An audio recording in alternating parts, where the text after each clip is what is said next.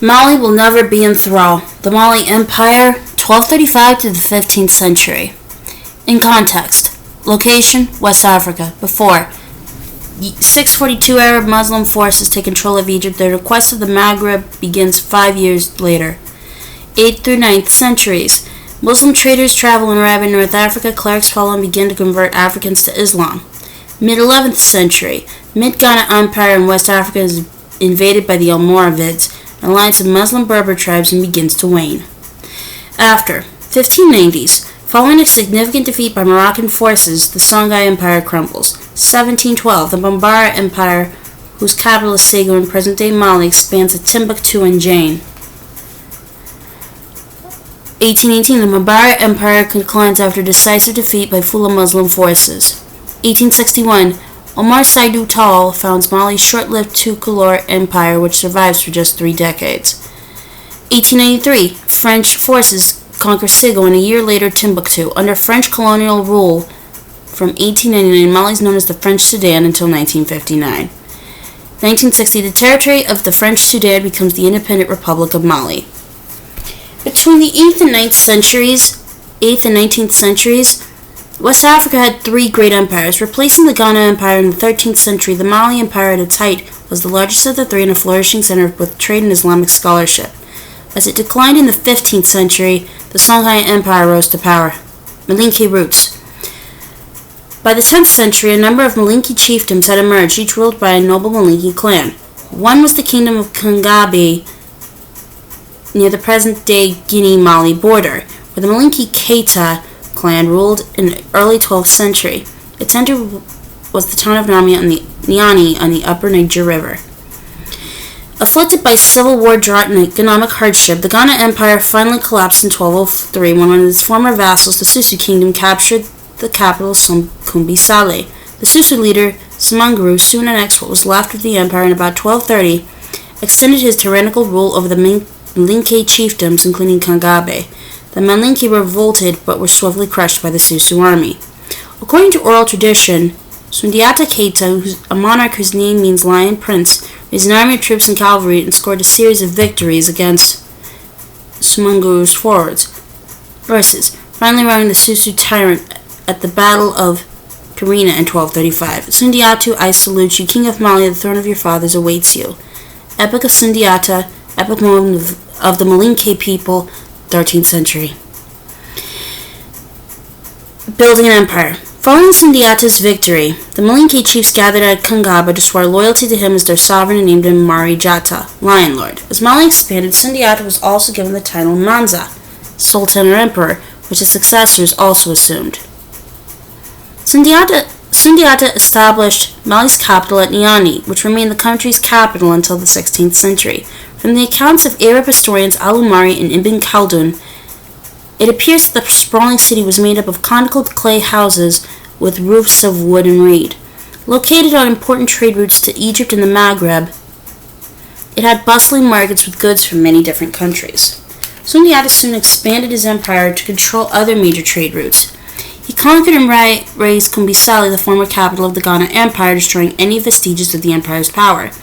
In pushing Mali's frontiers west to the Senegal River and north to Gambia, he incorporated key hubs along trans-Saharan trade routes, such as the main southern terminus, the oasis town of Walata, home to some 2,500 people.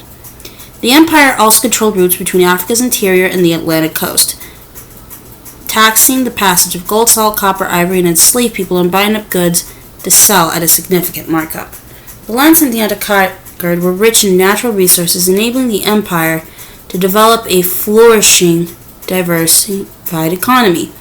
Vast amounts of gold were extracted from the southern gold mines of Bambuk and Bore that had earlier enriched Ghana, while the fertile lands of the Niger floodplain and the Gambia Valley produced grains such as sorghum, millet, and rice.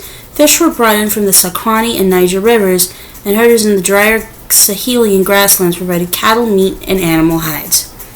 By his death in 1255, Sundiata had set Mali on a path to greatness. His rule had lasted 25 years and saw him immortalized as Mali's founder in the Epic of Sundiata,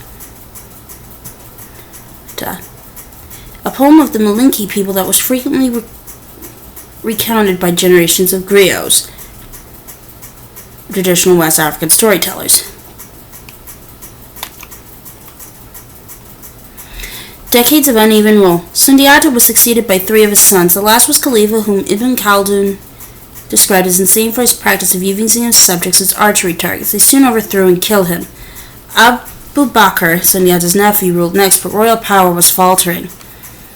Around 1285, Saqqara, a court official and formerly enslaved person, seized the throne. Saqqara, a Muslim like the Manzas before him, proved a strong leader and further expanded the empire's borders, reaffirming its position as the dominant political power in the region. He was killed in the Horn of Africa in 1308 as he returned from the Hajj pilgrimage to Mecca. The Keita dynastic lineage resumed, and in 1312, when Mali's 9th ruler, Mansa Musa, took the throne, the Mali Empire entered its golden era. A lavish pilgrimage. In 1324, Mansa Musa, a devout Muslim, set out with thousands of attendants and 100 camel loads of gold on a pilgrimage to Mecca and lavishly distributed alms along the way. His senior wife, Inari Kanute, accompanied him, traveling with hundreds of her own retainers. His first stop was Cairo, where he spent nearly 3 months and is said to have presented the Egyptian ruler Al-Malik al-Nasir with a gift of 50,000 gold dinars. Later Arab historians report that the piety and generosity of Mansa Musa greatly impressed the Nigerian Egyptians. Sorry, I thought it was Nigerians, but it's Egyptians, I'm sorry. The emperor's ostentatious journey increased his fame well beyond the shores of Africa and put Mali on the map, quite literally, as the European cartographers began to note the location of the highly prosperous West African empire.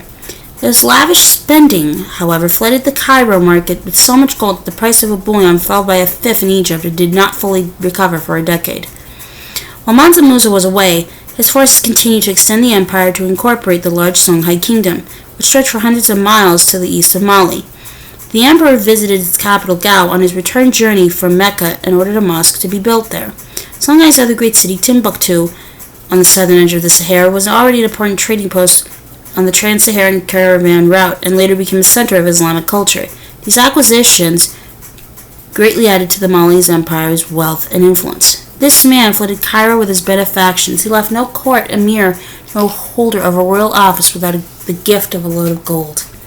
Shihab al-Umari, Syrian scholar, circa 1327. Islam and learning. While in Mecca, Mansa Musa had persuaded the grave Sharif, the traditional steward of Mecca and Medina, to allow several Shurufa, descendants of the Prophet Muhammad, to accompany him back to Mali with their families. He also brought back Muslim scholars, architects, and thousands of books. The scholars he recruited in Mecca included Andalusian poet and jurist Abu Ishaq al-Sahili, who turned his hand to architecture and designed the Jingirber Great Mosque together with Madugu, a royal palace both in Timbuktu. Endowed with Mansa Musa's mosque, Gao and Timbuktu soon flourished as centers of Quranic learning. The Sankara Madrasa in Timbuktu had the finest library in Africa and gained an international reputation. Many of the thousands of books and manuscripts such centers house survive today. Scholars from across the Islamic world traveled to Mali to study history, geography, medicine, and astronomy, while Mali's native Muslims went to study in cities such as Fez and Morocco and became scholars and critics. Under Mansa Musa, Islam began to lose its image as a foreign religion and came to be seen as a black African faith too. The emperor's skill was to also respect traditional African beliefs and to avoid conflict between the two, so that Mali's rich cultural and religious traditions could flourish simultaneously. The Mali's empire decline. Mansa Musa died in 1337 and was succeeded by a number of lesser rulers. As vassal states rebelled, Mali's economic empire began to ebb away. Internal problems were compounded by the arrival of Portuguese trading ships on the Atlantic coast, challenging Mali's monopoly on trade routes to the Mediterranean. The kingdom was also raided repeatedly by nomadic Berber Tuareg people to the north and Mossi kingdom to the south. Songhai, one of Mali's rebellious states, used its significant naval power along the Niger waterways to conquer Mali's other breakaway territories and rapidly expanded to become a trading empire during the 15th and 16th centuries. Around 1545, the Songhai army occupied Niani, Mali's capital. Unlike Ghana, Mali did not disappear but lost its non-Malinke provinces and shrank back to its original heartlands. Sundiata Keita. Born around 1210, Sundiata was the son of the Keita chief Nane Maghan, who ruled the kingdom of Kangabe. The legendary epic of Sundiata, passed down orally, tells how Sundiata was born disabled but through his own determination regained the use of his legs. Since there is no definitive text for the epic, accounts of Sundiata's youth vary. As a sickly child, he may have been spared and possibly fled when Sumanguru, ruler of the Susu kingdom, overran the Kangabe and killed other members of the Keita family. Legend has it that when Sundiata finally defeated Sumanguru in the Battle of Karina, it was because Sundiata's magic was more powerful. Sundiata proved a strong military leader and a wise ruler who appointed loyal warlords to rule the 12 kingdoms that made up the early Mali Empire.